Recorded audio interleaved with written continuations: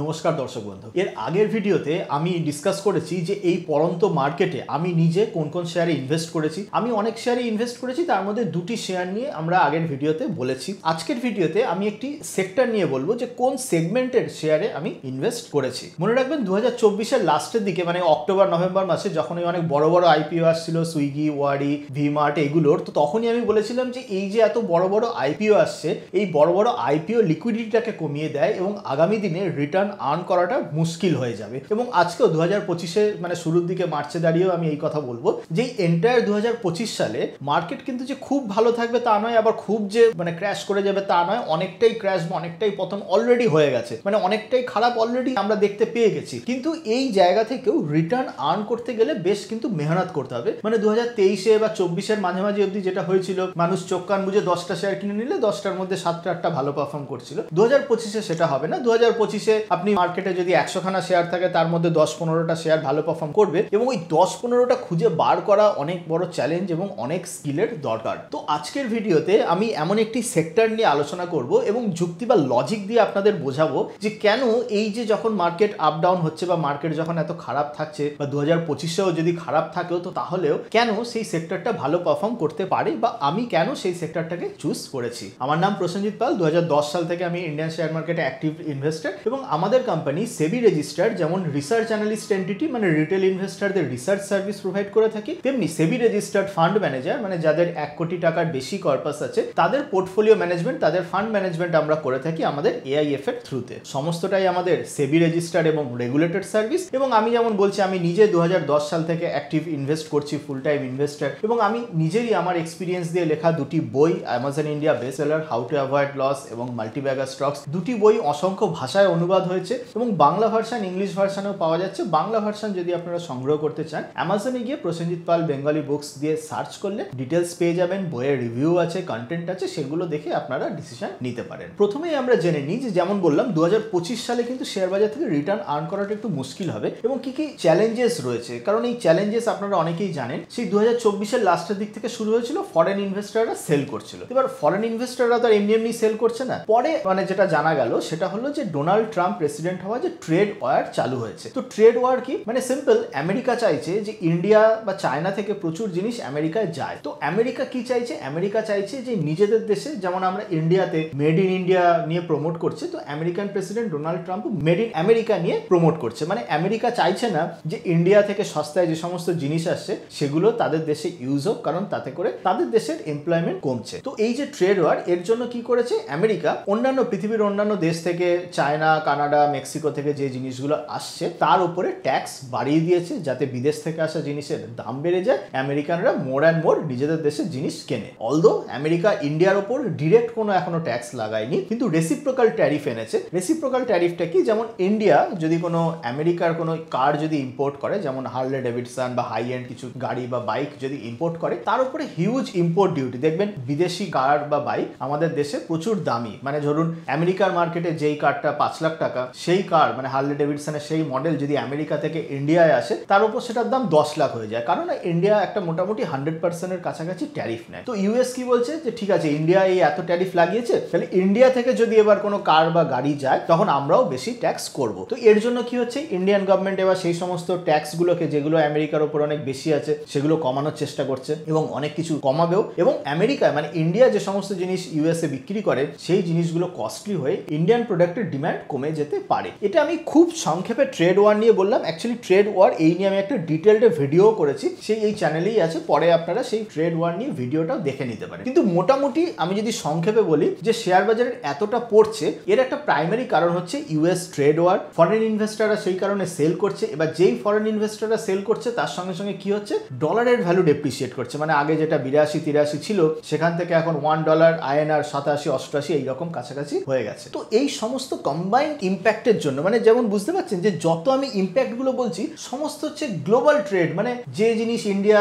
Export করছে বা India import করছে বা ইন্ডিয়া অন্য কোনো দেশে ইম্পোর্ট এক্সপোর্ট করছে, অন্য কোনো দেশ থেকে র ম্যাটেরিয়াল কিনছে, তো এই সমস্তর উপর। এবার মনে রাখবেন ইন্ডিয়ার ম্যাক্সিমাম জিনিস, আজকে একটা মোবাইল ফোন আপনি মেড ইন ইন্ডিয়া দেখলেও তার ক্রিটিক্যাল কম্পোনেন্ট কিন্তু আসছে চায়না থেকে। ফার্মা আপনি ওষুধ, অবভিয়াসলি ইন্ডিয়াতে প্রচুর ফার্মা কোম্পানিজ আছে, কিন্তু এখনো প্রচুর র ম্যাটেরিয়াল চায়না থেকে আসছে, সেখান থেকে এসে ইন্ডিয়ান ফার্মা প্রচুর ইউএসএ এক্সপোর্ট করছে। তো মানে গ্লোবাল লিঙ্ক আপ কিন্তু ইন্ডিয়াতে প্রচুর, মানে ম্যাক্সিমাম কোম্পানি আমাদের ইন্ডিয়ান শেয়ার মার্কেটে যারা আছে তারা কিন্তু গ্লোবাল ট্রেডের সঙ্গে হাইলি লিঙ্ক। তো এই সিচুয়েশনে যদি আপনাকে রিটার্ন বার করতে হয়, সব থেকে সেফ বেট হচ্ছে সেই সমস্ত কোম্পানি যাদের গ্লোবাল মার্কেটের সঙ্গে কোনো লেনা দেনা নেই। মানে ধরুন এমন একটা কোম্পানি যে যারা যেই প্রোডাক্টটা বানাচ্ছে সেই প্রোডাক্টের র ম্যাটেরিয়াল থেকে শুরু করে ইচ অ্যান্ড এভরি স্টেপ ইন্ডিয়াতে করছে, সেই প্রোডাক্টটা তারা যখন বিক্রি করছে সেই ইন্ডিয়ান কাস্টমারদেরই বিক্রি করছে, 100% ইনকাম ইন্ডিয়া থেকেই আসছে। তো এই জাতীয় যে কোম্পানি যার সঙ্গে কোনো গ্লোবাল কোনো লিঙ্ক আপ নেই, কিন্তু খুব কম কোম্পানি এরকম আছে বা খুব কম সেক্টর আছে। কারণ যেটা বললাম যে যেমন ধরুন কোনো একটা ফার্মা কোম্পানি যার ডোমেস্টিক প্রোডাকশন আছে এবং ডোমেস্টিক মার্কেটে এসে প্রোডাক্ট সেল করছে, তারও র ম্যাটেরিয়াল দেখুন সেই হয়তো চায়না থেকে আসছে। তো সেই কারণে আমাদের রিসার্চ টিম আমরা বহুদিন ধরেই এইরকম খুব মানে সেগমেন্ট বা এইরকম নিচ এরিয়া মানে সিলেক্ট করার চেষ্টা করছি যেখানে যে সমস্ত শেয়ারের ভ্যালুয়েশনও মোটামুটি রিজনেবল আছে এবং যার সঙ্গে কোনো গ্লোবাল ট্রেডের কোনো লিঙ্ক নেই, 100% ডোমেস্টিক কনজাম্পশন, 100% ডোমেস্টিক ম্যানুফ্যাকচারিং। তো এই সমস্ত করতে করতে অবভিয়াসলি আমরা প্রচুর শেয়ার মানে জিরো ডাউন করেছি, সিলেক্ট করেছি, সেখান থেকে অনেক ইনভেস্টমেন্ট হয়েছে, অনেক কিছু হয়েছে। তো তার মধ্যেই একটা সেক্টর নিয়ে যেটা আমরা আলোচনা করব এবং আমাদের মন বলছে যে অ্যাজ পার আওয়ার অ্যানালিসিস এই সেগমেন্টটি 2025 সালে বেশ ভালো পারফর্ম করবে। কি সেই সেক্টর? সেটা হলো হসপিটাল সেক্টর, মানে খুব সিম্পল হসপিটাল বিজনেস। তো বুঝতেই পারছেন হসপিটাল বিজনেস যেমন বললাম যে এই হসপিটাল বিজনেস কিন্তু গ্লোবাল ট্রেড ওয়ার থেকে খুবই ইমিউন, কারণ এখানে হসপিটাল যেগুলো রয়েছে maximum doctor domestic doctor, equipment and all বা যে সমস্ত নার্সিং ফেসিলিটি আছে সেগুলো ডোমেস্টিক, পেশেন্ট যারা আছে সেগুলো ডোমেস্টিক। তো এই হসপিটাল সেক্টর এমন একটা সেক্টর যেটা কিন্তু এই গ্লোবাল ট্রেড মানে সারা পৃথিবীতে যা হয়ে যাচ্ছে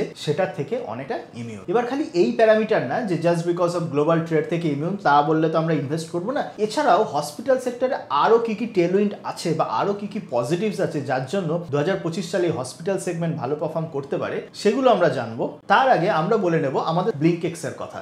ব্লিঙ্কএক্স দিচ্ছে zero brokerage unlimited trading plan. কি কি প্ল্যান আছে? 249 টাকায় 2 মাসের জন্য, 599 টাকায় 6 মাসের জন্য এবং 899 টাকায় 1 বছরের জন্য। এই প্ল্যানের মাধ্যমে আপনি NSC, F&O, equity delivery, intraday, IPO সমস্ত কিছু সেকশন জিরো ব্রোকারেজে আনলিমিটেড ট্রেড করতে পারবেন। এছাড়াও ব্লিঙ্কএক্স দিচ্ছে রিসার্চ কল। সেই রিসার্চ কলগুলোকে আপনি সেকেন্ড ওপিনিয়ন হিসেবে ইউজ করতে পারবেন এবং এই এক্সপার্ট রিসার্চ কলগুলোতে খালি আপনাকে মানে এন্ট্রিও দিচ্ছে না, এন্ট্রি দিচ্ছে, স্টপ লস দিচ্ছে, টার্গেট দিচ্ছে, সমস্ত কিছুই দিচ্ছে। রিসার্চ কল ছাড়াও ব্লিঙ্কএক্স এর কিছু অ্যাডভান্সড টুলস রয়েছে যেমন স্ট্র্যাটেজি বিল্ডার। এই স্ট্র্যাটেজি বিল্ডার টুল ইউজ করে আপনি আপনার নিজের স্ট্র্যাটেজি ইউজ করতে পারবেন। প্লাস আরো কিছু আছে অ্যাডভান্সড ওয়াচ লিস্ট, যেটা আপনি মার্কেট ট্রেন্ড এবং সমস্ত কিছু আপডেট রিয়েল টাইমে পেয়ে যাবেন। শুধু তাই নয়, ব্লিঙ্কএক্স অফার করছে ডেডিকেটেড রিলেশনশিপ ম্যানেজার আপনার জন্য, যাতে করে আপনার যখন কোনো কোয়ারি বা যাই ইস্যু হবে তাকে আপনি ডিরেক্টলি কন্ট্যাক্ট করে হেল্প নিতে পারেন। তো তার মানে আপনারা যদি জিরো ব্রোকারেজ আনলিমিটেড ট্রেডিং করতে চান with some advanced feature and research call, then আপনারা ব্লিঙ্কএক্স প্ল্যাটফর্মটা কিন্তু চেক করে দেখতেই পারেন, লিঙ্ক এই ডেসক্রিপশনে পেয়ে যাবেন। আবার আমরা টপিকে ফিরে যাই যে হসপিটাল হেলথ কেয়ার এই যে সেগমেন্টটা, এই সেগমেন্টটা মানে 2025-এ ভালো পারফর্ম করতে পারে। যেমন বললাম যে এর পেছনে ট্রিগার্স কি কি আছে। তো নাম্বার 1 ট্রিগার, সব থেকে বড় যে ট্রিগার হচ্ছে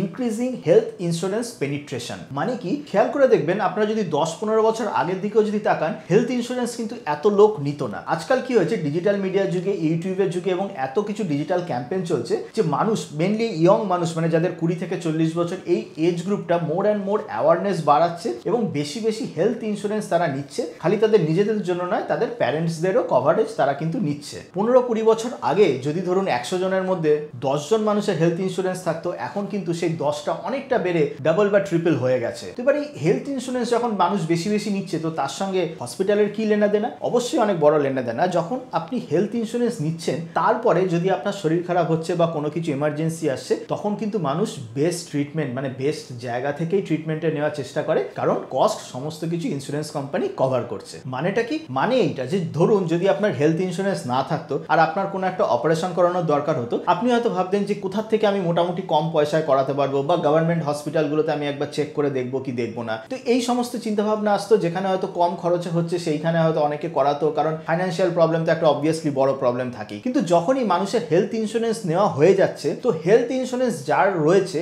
তো সে কিন্তু যাবে যে আমার বেস্ট আমি কোথা থেকে পাবো, কারণ আমার হেলথ মানে আমার যে অপারেশনের কস্ট সেটা হেলথ ইন্স্যুরেন্স কোম্পানি দেখবে। তো অবভিয়াসলি বেস্ট কোথা থেকে পাবো, সরকারি জায়গায় তো যাবে না। যত প্রাইভেট হসপিটাল আছে, সেই সমস্ত যত নাম করা ব্র্যান্ডেড হসপিটাল আছে, সেই সমস্ত ব্র্যান্ডেড নাম করা প্রাইভেট হসপিটালেই হয়তো প্রাইভেট রুম, এই রকম জায়গাতেই কিন্তু মানুষ যাচ্ছে। এবং এটা খালি ইন্ডিয়া বলে নয়, ইউএসএ যেমন হেলথ ইন্স্যুরেন্সের পেনিট্রেশন অনেক বেশি, তো সেখানে যেমন মোর দ্যান 60-70 70% মানুষের হেলথ ইন্স্যুরেন্স থাকে বলে তো তারা টপ জায়গা থেকেই মানে ট্রিটমেন্ট করায়। তো ইন্ডিয়া তো এখনো সেই ইউএস এর তুলনায় রেটটা অনেক কম, কিন্তু বিগত কয়েক বছর, বিগত 10-15 বছর ধরে হেলথ ইন্স্যুরেন্স নেওয়ার যেমন অনেক বেড়েছে, এবং এটাও বোঝা যাচ্ছে যে আগামী দিনেও এই সংখ্যাটা বাড়বে। ইউটিউব ভিডিও বলুন, ডিজিটাল ক্যাম্পেইন বলুন, আজকালকার যে ইয়ং জেনারেশন তারা অনেক বেশি অ্যাওয়ার হচ্ছে, অনেক কম বয়সে হেলথ ইন্স্যুরেন্স নিচ্ছে। যত লোকে হেলথ ইন্স্যুরেন্স নেবে প্রাইভেট হসপিটালগুলো তত ভালো, তাদের প্রসপেক্টস তত ভালো এবং তত তাদের প্রফিটেবিলিটি বাড়বে। তো এটা হয়ে গেল নাম্বার 1 যে health insurance trigger. Second important Tailwind হলো এখনো ইন্ডিয়া কিন্তু হসপিটাল বেডের দিক থেকে under served compare to the entire world. দেখুন এই যে চার্টটা আছে, এই চার্টের স্ক্রিনে দেখুন, এখানে আপনি দেখতে পাচ্ছেন যে ওয়ার্ল্ডের অ্যাভারেজ হচ্ছে 29, মানে পার 10,000 পপুলেশনে 10,000 লোকের মধ্যে কতগুলো হসপিটাল বেড, যে ওয়ার্ল্ড যেটা দেখতে পাচ্ছেন মাঝখানে সেখানে রয়েছে 29টা hospital bed per 10,000 population. USA 27টা, ভিয়েতনাম 26, ইউকে 24। ইন্ডিয়ার দিকে যদি এখন তাকান, ইন্ডিয়ার যে টোটাল পপুলেশন আছে মাত্র 10,000 পপুলেশনে মাত্র 15 হসপিটাল বেডস রয়েছে। জার্মানি, জাপানের মতো অ্যাডভান্সড ইকোনমিতে তো অনেক বেশি, মানে মোর দ্যান 100 আপনি দেখতে পাচ্ছেন। তো এটা মানে কি? এটা মানে এইটাই যে যদি এখন এই সমস্ত প্রাইভেট হসপিটালরা যদি বেড এক্সপ্যান্ড করতে থাকে, তো তাহলেও এমন নয় যে পেশেন্ট কমে যাবে, মানে বেড আন্ডার সার্ভ থেকে যাবে, তা কিন্তু নয়। আপনি কলকাতার মধ্যেও যদি আপনি একটু ভিজিট করেন, এই অ্যাপোলো বলুন, টাটা মেমোরিয়াল বলুন, যেগুলো অ্যাপোলোর মতো হসপিটাল অনেক কস্টলি হসপিটাল হিসাবে মানে বলা হয়ে থাকে, কিন্তু এই এত কস্টলি হওয়া সত্ত্বেও এখানে আপনি ভিজিট করুন, দেখবেন হিউজ ভিড় রোজ লেগে আছে। এমনকি এরকমও হয় আপনি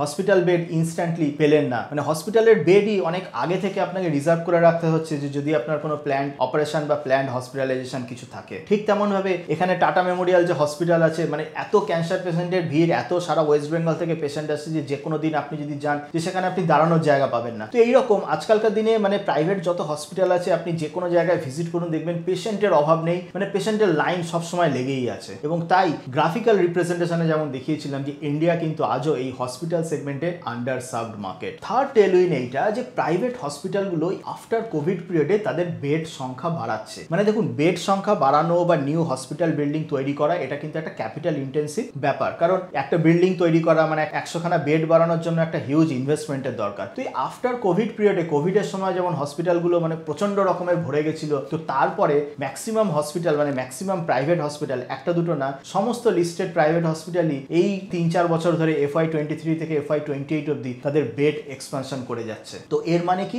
বেড এক্সপানশন করলে অলরেডি পেশেন্টের ভিড় তো লেগেই আছে, তো তার মানে এক্সপেক্ট করা যাচ্ছে যে আগামী কয়েক বছর এদের রেভিনিউ গ্রোথ বেশ ভালো মতো হবে। থার্ড কি আছে? Medical tourism. ইন্ডিয়াতে মানে মেডিকেল চিকিৎসার খরচা এখনো কিন্তু অন্যান্য অ্যাডভান্সড ডেভেলপড ইকোনমিক থেকে অনেক কম, এবং এছাড়াও আপনারা দেখবেন যে বাংলাদেশ থেকেও কিন্তু প্রচুর ট্যুরিস্ট চিকিৎসা পারপাসে এখানে আসে। যদিও রিসেন্ট সেখানে ভিসার ইস্যুর জন্য সেই সংখ্যাটা একটু কমেছে, কিন্তু বাংলাদেশ ছাড়াও আশেপাশের প্রচুর দেশ থেকে প্রচুর মানুষ ইন্ডিয়াতে আসে, কারণ ইন্ডিয়াতে কোয়ালিটি হেলথ কেয়ার মানে কোয়ালিটি অপারেশন অ্যান্ড অনেক ক্রিটিক্যাল অপারেশন তুলনামূলকভাবে অনেক কম কস্টে হয়। তো এই মেডিকেল ট্যুরিজম একটা তো ট্রিগার তো রয়েইছে। এবং ফাইনালি ফোর্থ যে লাস্ট যে ট্রিগার যেটা বললাম, হসপিটাল, প্রাইভেট হসপিটাল এমন একটা সেগমেন্ট, এমন একটা নিচ সেগমেন্ট যেখানে ওই গ্লোবাল কোনো ফ্যাক্টরের সঙ্গে ডিপেন্ডেন্ট না। ট্রাম্প ওদিকে কি করলো, এদিকে রাশিয়া কোথায় কার সঙ্গে যুদ্ধ করলো, এদিকে গাজাতে কি হামলা হলো না কি হলো, এই সমস্ত কিছুর সঙ্গে, বা চায়নাতে কিছু একটা হয়ে গেল, এই সমস্ত কিছু থেকে কিন্তু হসপিটালটা একটা ইমিউন। এবং শুধু তাই নয়, হসপিটাল এমন একটা বিজনেস যেখানে কাস্টমাররা কিন্তু কোনো বার্গেনিং বা দরদাম করতে পারে না, যদিও সেটা কাস্টমারদের জন্য খারাপ। মানে যখন অপারেশন হয় বা কিছু ক্রিটিক্যাল যখন কিছু হয়, তো তখন বুঝতেই পারছেন যে হসপিটাল যা বিল দেয় সেই বিলটাই কিন্তু পেশেন্টদেরকে পে করতে হয়, যার ফলে হসপিটালদের একটা বেশ ভালো প্রাইসিং পাওয়ার থাকে। এবং এই কারণে বললাম এই ট্রেন্ডটা কাস্টমার বা কনজিউমারদের জন্য ভালো নয়, কিন্তু যত বেশি বেশি মানুষ হেলথ ইন্স্যুরেন্স নিচ্ছে, হেলথ ইন্স্যুরেন্স যদি একবার থাকে তো তখন কিন্তু সেটা কনজিউমারদের জন্য বেটার। মানে পেশেন্টদের ফ্যামিলি, পেশেন্টদেরকে আর কোনো চিন্তাই নিতে হয় না, যত বেশি বিল হোক না কেন, বা আপনার যদি হেলথ ইন্স্যুরেন্স থাকে আপনি বেস্ট হসপিটালে বেস্ট রুমে রেখে যত খুশি বিল বাড়ান, আপনার যদি ইন্স্যুরেন্সের লিমিটের মধ্যে থাকে পুরো টাকাটা কিন্তু আপনি পেয়ে যান। তো তার মানে হসপিটালও পুরো টাকাটা পেতে কোনো অসুবিধা হয় না, যেটা তাদের বিজনেসের জন্য বেনিফিশিয়াল। এবং এই হসপিটাল সমস্ত বিজনেস দেখবেন এদের কিন্তু মানে মার্জিন বেশ যথেষ্ট ভালো, বেশ কনসিস্টেন্টলি ভালো পারফর্মার, এবং এদের প্রত্যেকটার বেশ সুন্দর প্রাইসিং পাওয়ার আছে, যেটা কিন্তু শেয়ার মার্কেটে যে কোনো শেয়ারের প্রাইস বাড়াতে বেশ যথেষ্ট সাহায্য করে। তো তাহলে খুব সহজ বাংলায় বুঝে গেলেন যে কেন হসপিটাল সেগমেন্টে 2025 সালে আমাদের একটা one of the preferred bet. অন্যান্য যত সেগমেন্ট আছে মোস্ট অফ দ্য সেগমেন্টে নানান রকম আনসার্টিনিটি আছে, এটা হলে কি হয়ে যাবে, ট্রাম্প ওদিক থেকে এটার প্রাইস বাড়িয়ে দিলে কি হবে, ওখান থেকে চায়নার এই সাপ্লাই বেড়ে গেলে কি হবে। হসপিটালের এই ইফ অ্যান্ড এলস গুলো অনেক কম, কারণ হসপিটাল অনেকটা ইমিউন এবং hospital is a kind of recession free business. এবার আপনারা অনেকে কমেন্টে জিজ্ঞেস করতে পারেন যে তাহলে আমি নিজে রিসেন্ট কোন হসপিটাল শেয়ারে ইনভেস্ট করি। এখানে আমি বলে নিই, যেহেতু আমরা সেবি রেজিস্টার্ড, সেবি রেগুলেটেড এন্টিটি, আমি নিজে যেই শেয়ারে ইনভেস্ট করি সেই শেয়ারটা আমাদের পেড মেম্বারদের রেকমেন্ড করতে পারি অনলি আফটার 30 ডেজ। বুঝতে পারছেন? তো 30 দিন পরে আমি পেড মেম্বারদের রেকমেন্ড করতে পারি, এবং তারপরে যদি আমি ইউটিউবে সেটা ফ্রিতে বলতে চাই তাহলে হয়তো পেড মেম্বারদের যখন রেকমেন্ড করলাম তার 2-3 মাস পরে হয়তো আমি বলবো। তো এই কারণে আমরা আগেও বলি যে ইউটিউবের যে ভিডিওগুলো আমি দেবো ওই ফ্রিতে স্টক টিপস পাওয়ার জন্য শুনবেন না, নলেজ গ্যাদার করার জন্য শুনুন, যাতে করে সেই নলেজ নিয়ে আপনি নিজে ইনভেস্ট করতে পারেন, নিজের পায়ে দাঁড়াতে পারেন। শুধু তাই নয়, ইউটিউবে যে আপনি যদি ফ্রি কোনো স্টক রেকমেন্ডেশন পেয়েই থাকেন, মানে কোনো রেগুলেটেড এন্টিটি যারা সেবি রেজিস্টার্ড এন্টিটি, তারা তাদের রিসেন্ট ইনভেস্টমেন্ট কোনোদিন বলতে পারে না, যারা রেগুলেটেড, যারা ঠিকঠাক এন্টিটি। তো যারা অনেস্ট, যারা ঠিকঠাক, মানে যারা প্রপার, যাদের নলেজ আছে, তারা যদি কোনো স্টক নিয়ে বলেও, তো মনে রাখবেন সবসময় সেইটা তাদের ইনভেস্টমেন্ট করার কয়েক মাস পরে আপনি সেটা পাচ্ছেন। আর তাছাড়া যারা দেখবেন ইউটিউবে এসে ওই প্রত্যেক সপ্তাহে 2-3টে করে শেয়ার বলছে, এটা চার্ট দেখাচ্ছে, ওটা দেখাচ্ছে, এই হচ্ছে সেই হচ্ছে, যখন মার্কেট ভালো ছিল ওগুলো সংখ্যা অনেক বেশি ছিল, এখন অনেক কমে গেছে, সেবি প্রচুর লোককে ব্যানও করে দিয়েছে। তো তারা মানে যত আপনি দেখবেন এই প্রত্যেক সপ্তাহে 2-3টে করে শেয়ার বলে যাচ্ছে, তো বুঝে যাবেন যে ইদার তারা মানে সেগুলো আন্ডার রিসার্চ স্টক, অথবা তারা নিজেরা শেয়ার মার্কেট থেকে এমন কিছু আর্ন করতে পারে না বলে ইউটিউবে এই সমস্ত শেয়ার বলে যদি ইউটিউব থেকে বেশি আর্ন হয়। এবার এটা আমি এমনি বললাম না, রিসেন্ট প্রচুর কেস হয়েছে যেখানে সেবি আনভেল্ড করেছে যে সমস্ত ইউটিউব যারা ফিন ইনফ্লুয়েন্সার যারা রয়েছে, তারা শেয়ার বাজার থেকে যত না কামিয়েছে তার থেকে বেশি কোর্স বিক্রি করে লোককে মানে উল্টো পাল্টা বুঝিয়ে আর্ন করেছে। রিসেন্টলি নিউজে কিন্তু আপনারা দেখতেই পেয়েছিলেন যে অস্মিতা প্যাটেল বলে একজন বিশাল বড় খুব ফেমাস ইনফ্লুয়েন্সার, মানে কয়েক লাখের ওপর ইউটিউব ফলোয়ার্স, সে মানে লোকজনদের অপশন কোর্স এইসব হেনাতানা বিক্রি করে 104 কোটি টাকার মানে কোর্স ফি নিয়েছে, এবং এই 104 কোটি টাকার ফিস কালেক্ট করে নিজে 4 বছরে মাত্র 12 লাখ টাকা আর্ন করতে পেরেছে। মানে 104 কোটি টাকা সে যদি লোকজনের থেকে ফিস নেয়, 104 কোটি ব্যাংকে রাখলেই 7-8 কোটি ইনকাম হয়, কিন্তু সে লোককে বলে বেরিয়েছে আমি কয়েক কোটি টাকা, কয়েকশো কোটি অপশন থেকে বিক্রি করে মানে অপশন সেল করে আর্ন করছি। অথচ সেবি যখন তাকে ইনভেস্টিগেশন করলো, তাকে জানতে পারলো মাত্র 12 লাখ টাকা সে মেরে কেটে 4 বছরে কামিয়েছে। তো এইরকম বুঝতেই পারছেন ইউটিউবে এইরকম এখনো অনেক ছড়ানো। অবভিয়াসলি সেবি যারা এইরকম অনেক বড় লেভেলের গিয়ে চিটিং করছে তাদেরকেই ধরছে। ইনফ্যাক্ট এই অস্মিতা প্যাটেল, আমি তো এটাও দেখে অবাক হলাম, তার ওয়েবসাইট জুড়ে ভর্তি মানে বলিউড সেলেবদের থেকে অ্যাওয়ার্ড নিচ্ছে, অনুপম খের আরো কত কাদের থেকে সব অ্যাওয়ার্ড নিয়ে সব ছবি দিয়ে ভরিয়ে রেখেছে, যাতে করে নর্মাল একজন কেউ যদি যায় সে দেখে ভাবে বাহ খুব ভালো, আমি তাদের কোর্সটা নিয়ে নিই। এনিওয়েজ এগুলো আলাদা। যেটা বক্তব্য, যেই কারণে আমি এই কথাগুলো বললাম সেইটা এইটা, এই ইউটিউব থেকে যদি আপনি ফ্রি টিপসের জন্য ঘোরাঘুরি করেন, তো তার মানে ধরে রাখুন আপনি আপনার লস বাড়ানোর একটা প্রথম স্টেপ নিয়েছেন। আমরা কোনোদিনই কোনো ভিডিও ওই ফ্রি টিপস দেওয়ার জন্য বানাই না, নলেজ শেয়ার করার জন্য বানাই, বা কিভাবে আপনারা চিন্তা ভাবনা করবেন, যেমন এই হসপিটাল সেগমেন্ট নিয়ে আলোচনা করলাম, সেই সমস্ত জিনিসের জন্য বানাই। এবং এই হসপিটাল সেক্টরের মধ্যে খুব বেশি যে শেয়ারস আছে তা না, মেরে কেটে 9-10টা হয়তো লিস্টেড কোম্পানিজ আছে। তো আপনারা যদি সময় দেন, রিসার্চ ঠিকঠাক করেন, তো আপনারা নিজেরাও বেটার কোম্পানি কিন্তু খুঁজে পেয়ে যাবেন। এই বিষয়ে বলে রাখি, আমাদের যে পেড অ্যাডভাইসারি সার্ভিস, সেখানে আমরা আগের বছর একটা হসপিটাল স্টক রেকমেন্ড করেছিলাম, তো সেই শেয়ারটাও অনেকটা দাম বেড়েছিল, তারপরে আজকের দিনে অনেকটা দাম কমে গেছে। তো ওই শেয়ারটার কথা আমরা বলছি না, যারা মানে পেড সার্ভিস নিয়েছেন তারা জানেন। তো ওই শেয়ারটা ছাড়াও রিসেন্ট আমরা মানে অন্য একটা হসপিটাল শেয়ারে আমরা ইনভেস্ট করেছি। অবভিয়াসলি যেটা বললাম যে যেহেতু আমার ইনভেস্টমেন্টের 30 দিনের মধ্যে আমরা সেটা রেকমেন্ডও করতে পারি না, কোথাও বলতেও পারি না, তো সেই কারণে অবভিয়াসলি আমি সেই নাম ডিসক্লোজ করতে পারি না বা করবও না। তবে হ্যাঁ, আপনারা যদি মানে ভালো করে হসপিটাল সেগমেন্টটাকে খুব ভালো করে রিসার্চ করেন, আপনারা হয়তো তার থেকেও বেটার শেয়ার খুঁজে পেয়ে আপনারা সেখানে ইনভেস্ট করতে পারেন। আপনারা কমেন্টে জানাতে পারেন আপনাদের পছন্দের হসপিটাল স্টক কি, বা আপনি যদি রিসার্চ করে থাকেন কোন হসপিটাল শেয়ার আপনি রিসার্চ করে আপনি জিরো করেছেন, বা কোন হসপিটাল শেয়ারে আপনি ইনভেস্ট করেছেন, এগুলো আপনারা কমেন্ট সেকশনে জানাতেই পারেন। আর ভিডিওটা যদি ভালো লেগে থাকে ভিডিওটা লাইক করে বন্ধুদের মধ্যে শেয়ার করতে পারেন, এবং আগামী দিনে এই জাতীয় ভিডিও পাওয়ার জন্য চ্যানেলটিকে সাবস্ক্রাইব করে নোটিফিকেশন বাটন কিন্তু অন রাখতে হবে। আর যেমন ভিডিওতে বললাম যে ডেসক্রিপশনে দেওয়া যে লিঙ্ক, ব্লিঙ্কএক্স এর প্ল্যাটফর্ম, আপনারা কিন্তু চেক করে দেখতে পারেন। চলুন আজকের মতো এই পর্যন্তই, দেখা হবে অন্য কোনো দিন অন্য কোনো টপিক নিয়ে। ততদিন ভালো থাকবেন, হ্যাপি ইনভেস্টিং।